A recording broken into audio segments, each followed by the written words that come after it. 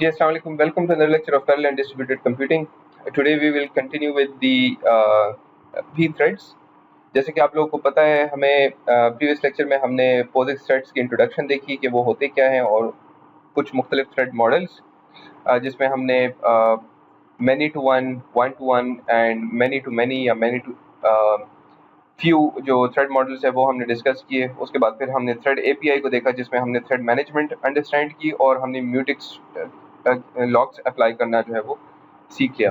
आज हमारी जो डिस्कशन होगी वो लॉकिंग ओवरहेड के ऊपर होगी कि लॉक अप्लाई करने से हमारे पास ओवरहेड किस तरह का बन सकता है, और उसके अलावा हमने कंडीशन वेरिएबल्स को अंडरस्टैंड करना है और हमने प्रोड्यूसर कंज्यूमर जो कि एक बहुत ही फेमस प्रॉब्लम है मल्टीपल थ्रेड्स या प्रोसेसेस के बीच में, हम इसको के कॉन्टेक्स्ट में हम इसको हमेशा देख रहे होते हैं। So we will understand producer consumer problem as well. तो यहाँ पे एक टिपिकल सिंक्रोनाइजेशन प्रॉब्लम जो है वो डिस्कस किया गया है। सपोज आपके पास एक बैंक अकाउंट है जिसमें आपके पास 70,000 रुपये हैं और आप एक ही वक्त में उसमें कुछ अमाउंट डिपॉजिट भी करना चाह रहे हैं और आप उससे कुछ कैश भी जो है वो साथ साथ निकलवाना चाह रहे हैं। सो अगर आप एक ऑपरेशन या फिर दूसरे ऑपरेशन को लो लेवल लैंग्वेज में कन्वर्ट करें तो आपके पास बेसिकली दोनों को आप दो इंस्ट्रक्शंस में कन्वर्ट कर सकते हैं, जिसमें आप बैलेंस को जो आपका करंटली 70,000 है रफली, उसको आप किसी एक रजिस्टर में स्टोर करेंगे और फिर उस रजिस्टर के साथ कोई वैल्यू जो कि आप चेक के जो डिपॉजिट वैल्यू होगी वो आप उसके साथ ऐड करेंगे, ठीक है जी। और दूसरे केस में आप उसी तरह के ऑपरेशन परफॉर्म करेंगे, लेकिन सिर्फ इस केस में आप सब्ट्रैक्शन करेंगे।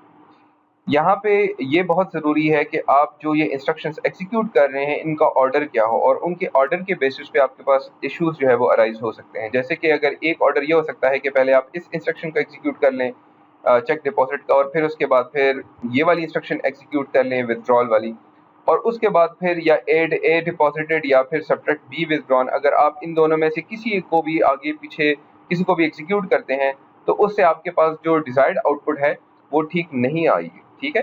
आपको या इन दोनों को एग्जीक्यूट करना होगा या फिर इन दोनों को एग्जीक्यूट करना होगा। अगर आप दोनों साथ साथ एग्जीक्यूट करेंगे तब ये ठीक होगा आउटपुट आपका, वरना तो अगर आप इन दो स्टेटमेंट्स, आखिरी दो स्टेटमेंट्स को किसी ऑर्डर में भी फिर एग्जीक्यूट करें, आपके पास फाइनल जो आउटपुट होगा वो ठीक नहीं होगा। ये एक टिपिकल सिंक्रोनाइजेशन प्रॉब्लम है, और इस तरह की सिंक्रोनाइजेशन प्रॉब्लम को आइडेंटिफाई करने के लिए आपको क्या करना पड़ता है, आपको उस कोड के उस सेक्शन को आइडेंटिफाई करना होगा जिसकी वजह से अगर उसकी एग्जीक्यूशन आगे पीछे हो तो उसकी वजह से कोई प्रॉब्लम अराइज हो सकती है, और उस सेक्शन को बेसिकली उस कोड के उस सेक्शन को हम क्या कहते हैं, हम उसको क्रिटिकल सेक्शन कहते हैं।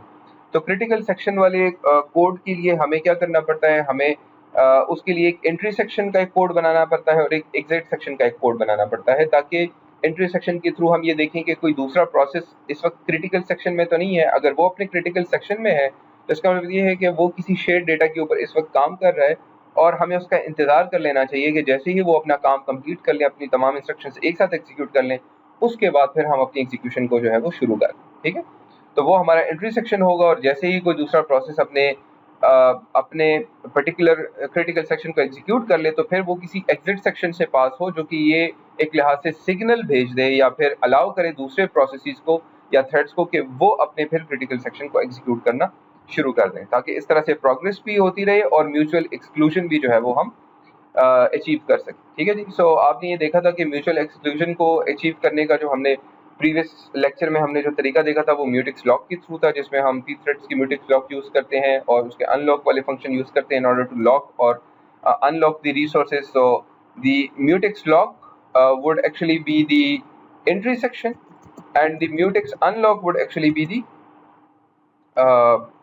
exit section in that case, ठीक है। और उसी तरह से आप म्यूटिक्स को इनिशियलाइज भी करेंगे, उसके लिए आप कोई ना कोई एक वेरिएबल जो है वो पहले से डिक्लेयर करेंगे। ये आपको पिछले लेक्चर से याद होगा कि आप एक टोटल कॉस्ट लॉक नेम का आप एक वेरिएबल जो है वो डिक्लेयर करते हैं और फिर उसको इनिशियलाइज करते हैं, और फिर before you actually work on सब शेयर डेटा आपको एक लॉक एक्वायर करते हैं और उसके बाद फिर आप अनलॉक करते हैं उस रिसोर्सेज को, ताकि दूसरे जो है वो उसको एक्सेस कर सकें, ठीक है जी।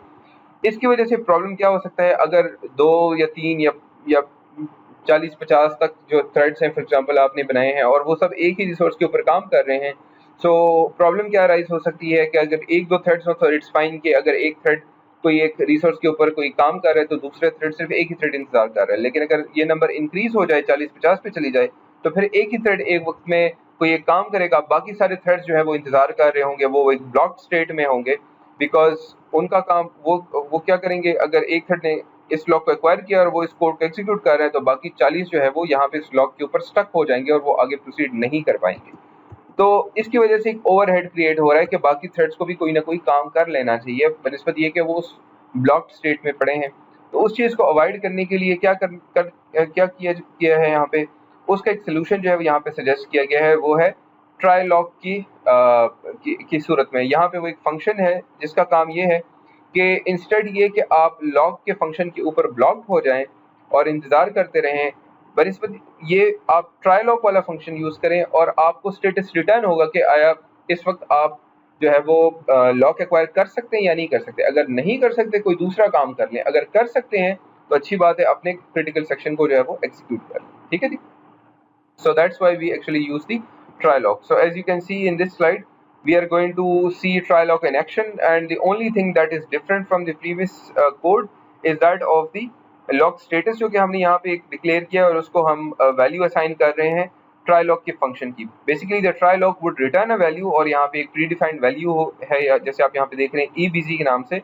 ebc का मतलब ये है कि इस वक्त लॉक किसी दूसरे प्रोसेस ने या थ्रेड ने, इन दिस केस थ्रेड, उसने एक्वायर किया है p थ्रेड ने, और आप कोई और काम कर लें, आप कोई दूसरा लॉक जो है वो बाद में आ जाए और लॉक को एक्वायर करने की कोशिश कर लें। लेकिन अगर तो स्टेटस EBC नहीं है तो फिर आप क्या कर सकते हैं, आप सिंपली जो है वो लॉक एक्वायर करके आप अपने क्रिटिकल सेक्शन को एग्जीक्यूट कर लें और उसके बाद फिर अनलॉक कर लें। ठीक है जी। तो अब हम प्रोड्यूसर कंज्यूमर प्रॉब्लम के बारे में बात करेंगे। प्रोड्यूसर कंज्यूमर प्रॉब्लम में होता क्या है, ये एक टिपिकल सिनेरियो है। तकरीबन आपको ये वाला एग्जांपल जो है वो बाकी दुनिया में भी दूसरे तरीक़ों से मिलेगा। जैसे फॉर एग्जांपल आप किचन में जाते हैं और आप अपनी वालदा से कहते हैं कि जी मेरे लिए खाना जो है वो बना दें। So your mother is doing what, she is producing food for you and you are consuming that food. ठीक है जी। उसी तरह से अगर आप कॉन्टेक्स्ट ऑपरेटिंग सिस्टम के कॉन्टेक्स्ट में, थ्रेड्स के कॉन्टेक्स्ट में देख लें, तो एक थ्रेड किसी बफर के ऊपर कोई एक आइटम जो है वो स्टोर करता है और दूसरा थ्रेड उस आइटम को कंज्यूम कर रहा है। ठीक है। इस केस में हम प्रोड्यूसर कंज्यूमर प्रॉब्लम में क्या करेंगे कि हम एज्यूम करेंगे हमारे पास बफर का साइज जो है उसके अंदर सिर्फ एक ही आइटम एक वक्त में स्टोर हो सकता है। तो एक थ्रेड आएगा, वो प्रोड्यूस करेगा एक आइटम को और उस क्यू के अंदर या उस बफर के अंदर ऐड करेगा, और दूसरा प्रोसेस या थ्रेड इन दिस केस वो क्या करेगा, वो उस आइटम को कंज्यूम करेगा। ठीक है जी। और हम इस केस में एज्यूम करते हैं हमारे पास एक इनफिनिट लूप है, व्हाइल नॉट डन। हम एज्यूम करते हैं कि जी कोई एक काम है जो कि बार बार होता रहा है, और जब तक हम ये नहीं कहते कि जी हमारा काम कंप्लीट हो गया है, तब तक ये लूप जो है वो चलता रहे। ठीक है। हम इंसर्टेड नाम का कोई एक वेरिएबल यूज करते हैं, उसको 0 रखते हैं जस्ट टू इंडिकेट कि इस वक्त हमने अपने क्यू के अंदर कोई एक आइटम ऐड नहीं किया। ठीक है, या टास्क ऐड नहीं किया। फिर उसके बाद फिर क्रिएट टास्क, हम यहाँ पे कोई टास्क क्रिएट करते हैं। वी आर नॉट कंसर्न कि जी टास्क क्या है, वी जस्ट सिंपली एज्यूम कि कोई एक टास्क है। ठीक है। और इंसर्टेड ऑफ कोर्स 0 नहीं होगा, 0 होगा in this case because we have set it to 0, so we can enter in this loop and we would want to acquire the lock as soon as possible. So अगर हम as a producer अगर lock acquire करते हैं और इस वक्त consumer आया ही नहीं है, ऑफ कोर्स जब हमने कोई एक आइटम प्रोड्यूस नहीं किया। ठीक है जी। सो हम क्या कर लेंगे, हम इस केस में लॉक एक्वायर कर लेंगे और टास्क जो है वो available 0 because as of now we have not created any task. So initially task जो था वो हमने यहाँ पे जैसे आप देख रहे हैं बिल्कुल मेन में हमने टास्क को 0 रखा था, तो हम ही उस टास्क को जो है वो ऐड कर सकते हैं as of now because it is set to 0। तो हम क्या कर लेंगे, हम टास्क को ऐड कर लेंगे और हम फिर टास्क अवेलेबल को 1 सेट कर देंगे और इंसर्टेड को भी हम 1 कर देंगे, और उसके बाद फिर क्या लॉक को जो है वो हम क्या कर लेंगे, रिलीज कर देंगे। ठीक है।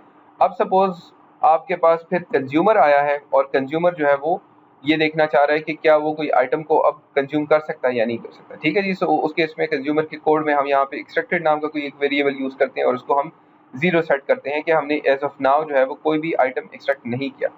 सो while extracted is equal to 0, हम इस लूप के अंदर आ जाएंगे और हम लॉक एक्वायर करेंगे। टास्क चूंकि प्रोड्यूसर ने यहाँ पे अवेलेबल 1 सेट किया था, तो ऑफ कोर्स हम इस कंडीशन के अंदर जो है वो ये ट्रू हमें रिटर्न करेगा और हम इस इफ के अंदर जो है वो एंटर होंगे और हम टास्क को एक्सट्रैक्ट करेंगे क्यू से और फिर हम टास्क को 0 सेट कर देंगे ताकि फिर प्रोड्यूसर आए और प्रोड्यूसर दोबारा जो है वो कोई एक टास्क जो है वो ऐड कर दे।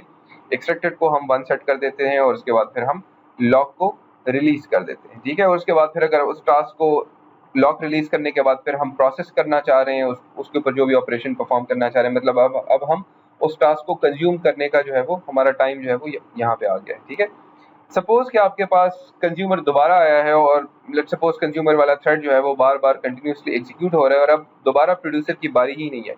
तो आप यहाँ पे देख रहे हैं कि हमने एक्सट्रैक्टेड को 1 किया है और जब हम इस लूप के अंदर दोबारा आएंगे, एक्सट्रैक्टेड को हम यहाँ पे दोबारा 0 सेट करते हैं, हम इस लूप के अंदर आ जाएंगे और लेट्स सपोज हम लॉक भी एक्वायर कर लेते हैं।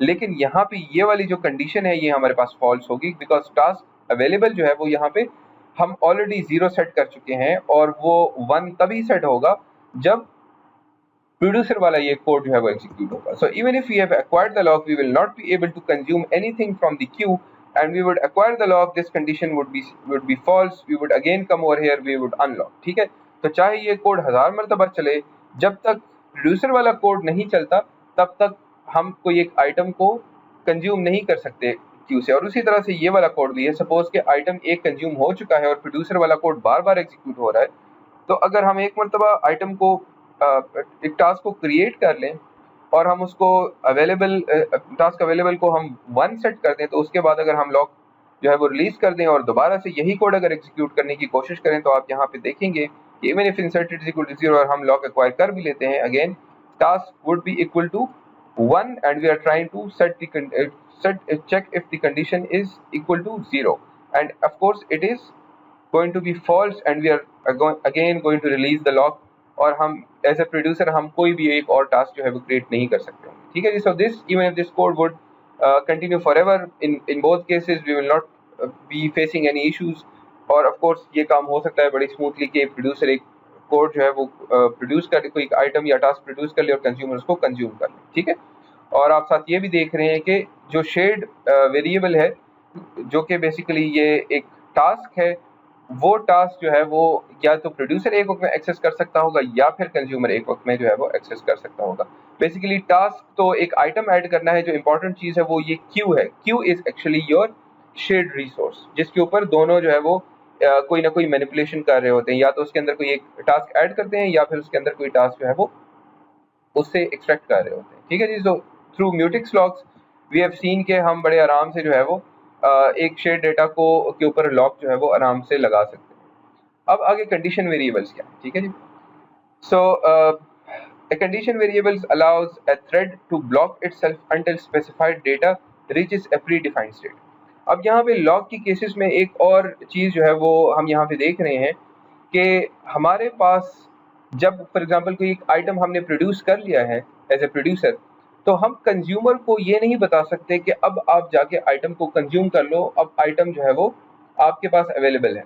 ठीक है जी, या कंज्यूमर अगर आइटम को कंज्यूम कर ले तो कंज्यूमर जो है वो प्रोड्यूसर को ये नहीं किसी तरह से सिग्नल दे सकता या नोटिफाई नहीं कर सकता कि अब जाके आप कोई दूसरा आइटम प्रोड्यूस कर लो बिकॉज मैं एक को कंज्यूम कर चुका हूँ। ठीक है जी, so condition variable is for this very purpose कि एक थ्रेड जो है वो दूसरे थ्रेड को किसी तरह से नोटिफिकेशन भेज दे, कोई उसको कोई एक इंटीमेशन दे दे कि अब आप ये काम कर सकते हैं। It's sort of a signalling mechanism. Okay, so we need to do what, associate a condition variable with a particular mutex lock. ठीक है जी, सो हम कंडीशन वेरिएबल को एसोसिएट करेंगे किसी पर्टिकुलर उसके साथ वेरिएबल के साथ। ठीक है जी, जो कि बेसिकली म्यूटेक्स लॉक का होगा। और ये भी हो सकता है कि एक ही कंडीशन आप मल्टीपल म्यूटेक्स लॉक के साथ जो है वो एसोसिएट कर लें या फिर सबके साथ एक साथ कर लें। ठीक है जी, सो कंडीशन वेरिएबल्स को आप किस तरह से आगे यूज कर सकते हैं वो अब हम आगे जाके देखेंगे। ठीक है जी, उसके कुछ मुख्तलिफ फंक्शन है जो कि अभी हमने देखे। सो पी थ्रेड्स आपको ये सारे फंक्शन जो है वो प्रोवाइड करता है। एक तो पी थ्रेड कंडीशन वेट, जिसके थ्रू आप क्या कर सकते हैं, एक म्यूटेक्स लॉक के ऊपर किसी पर्टिकुलर कंडीशन बेस के ऊपर आप बेसिकली वेट करेंगे। ठीक है जी, you wait for a particular condition on a particular mutex, या फिर आप सिग्नल कर सकते हैं कि इस वाली कंडीशन के ऊपर कोई एक पर्टिकुलर कंडीशन आपने मीट कर लिया है। ठीक है, अब जैसे वो कंडीशन मीट हो गया तो अब आप सिग्नल कर सकते हैं, लेकिन सिग्नल के केस में आप सिर्फ एक ही थ्रेड को इंटीमेट कर सकते हैं। ठीक है जी, लेकिन ब्रॉडकास्ट के केस में आप क्या कर सकते हैं, आप उस कंडीशन के ऊपर अगर 10, 20 या 50 जितने भी थ्रेड्स वेट कर रही हैं उन सब को आप जो है वो एक ब्रॉडकास्ट मैसेज भेज सकते हैं, ताकि वो सब के सब जो है वो आगे प्रोसीड कर सकें और उन सबको जो है वो नोटिफिकेशन मिल सके। जिस तरह से आप प्रीवियस केसेस में आप म्यूटेक्स के लिए जो है वो कोई एक इनिशियलाइजेशन करते थे, उसी तरह से कंडीशन के लिए भी आप इनिशियलाइजेशन करेंगे और ऑफ कोर्स यहाँ पे आप कंडीशन को डिफाइन करेंगे और यहाँ पे जो है वो आप उसके साथ कोई एट्रीब्यूट्स भी जो है वो सेट कर सकते हैं। और उसके अलावा आप कंडीशन को जिस तरह से इनिशियलाइज करते हैं तो उसी तरह से आप उसी कंडीशन को डिस्ट्रॉय भी जो है वो कर सकते हैं। तो अब हम प्रोड्यूसर कंज्यूमर प्रॉब्लम के केस में हम देखेंगे कि हम कंडीशन वेरिएबल्स को जो है वो किस तरह से यूज़ कर सकते हैं। सो यहाँ पे हमने कंडीशन के कुछ टाइप के वेरिएबल्स हमने यहाँ पे डिफाइन किए हैं। कंडीशन क्यू एम्प्टी जो कि हमें ये बताएगा कि इस वक्त क्यू एम्प्टी जो है वो है या फिर क्यू जो है वो इस वक्त फुल है, ठीक है जी। सो इस तरह की इंटीमेशन हम आगे फॉरवर्ड कर सकते हैं। और दूसरा जो है वो म्यूटेक्स लॉग जैसे हम पहले देख चुके हैं, लेकिन इस केस में टास्क क्यू जो है वो उसको हम उसका वेरिएबल नेम हम चेंज करते हैं इन ऑर्डर टू इंटीमेट कीजिए, ये दिखाने के लिए कीजिए हम यहाँ पे कंडीशन लॉग्स भी साथ साथ जो है वो यूज़ कर रहे हैं, ठीक है। और टास्क अवेलेबल उस तरह से हम 0 या 1 सेट कर सकते हैं। इनिशियली हमारे पास टास्क 0 होगा, उसके बाद फिर हम पी थ्रेड इनिशियलाइज कर रहे हैं कंडीशन की इनिशियलाइजेशन पी थ्रेड्स की। So in this case we you initialize a condition of condition q empty and again that of condition q full जो कि इनिशियलाइज करनी है हमने ताकि हम बाद में इसको यूज़ कर सकें, ठीक है। और इसी तरह से हम म्यूटेक्स लॉग को भी जो है वो इनिशियलाइज कर लेते हैं, ठीक है, which is for this variable. और उसके बाद फिर हम मुख्तलिफ जो प्रोड्यूसर कंज्यूमर की जो थ्रेड्स हैं उनको हम क्रिएट करेंगे और उसको फिर हम ज्वाइन करेंगे on the basis of this conditions and this mutex log, ठीक है जी। सो प्रोड्यूसर का कोड इस केस में हमारे पास क्या होगा, टास्क को क्रिएट करेंगे हम और फिर उसी तरह से लॉग को हम अप्लाई करेंगे, ठीक है। Will try to acquire the lock. और अगर टास्क जो है वो हमारे पास अवेलेबल है, इसका मतलब ये है कि टास्क ऑलरेडी प्रोड्यूसर ने एक प्रोड्यूस कर लिया हुआ है और अब उसको क्या करना चाहिए, अगर ये ट्रू है तो इसका मतलब ये है कि अब उसको किसी एक कंडीशन पे वेट कर देना चाहिए, उसको यहाँ पे ब्लॉक हो जाना चाहिए। कब तक, जब तक कंज्यूमर प्रोसेस जो है या थ्रेड जो है वो उसको आगे जाके उसको सिग्नल ना कर, ठीक है जी, उसको कोई सिग्नल ना कर दे या अगर मल्टीपल थ्रेड्स हैं तो उसके इसमें वो ब्रॉडकास्ट ना कर दे, ठीक है।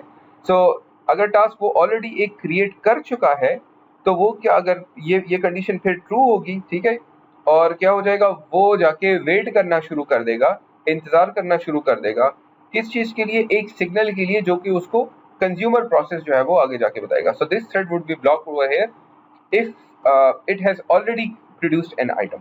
लेकिन अगर वो पहले से एक आइटम या टास्क जो है उसने क्रिएट नहीं किया हुआ, ठीक है, so this condition would be false और आप क्यू के अंदर जो है वो एक और टास्क जो है वो ऐड कर देंगे और टास्क अवेलेबल को आप 1 सेट कर देंगे और उसके बाद फिर आप पी थ्रेड्स कंडीशन सिग्नल दे देंगे ताकि आप कंज्यूमर को नोटिफाई कर सके कि अब आप जो है वो क्यू से जाके कोई एक आइटम जो है वो एक्सट्रैक्ट कर सकते हैं और उसके बाद ऑफ कोर्स आप लॉक को जो है वो रिलीज कर देंगे।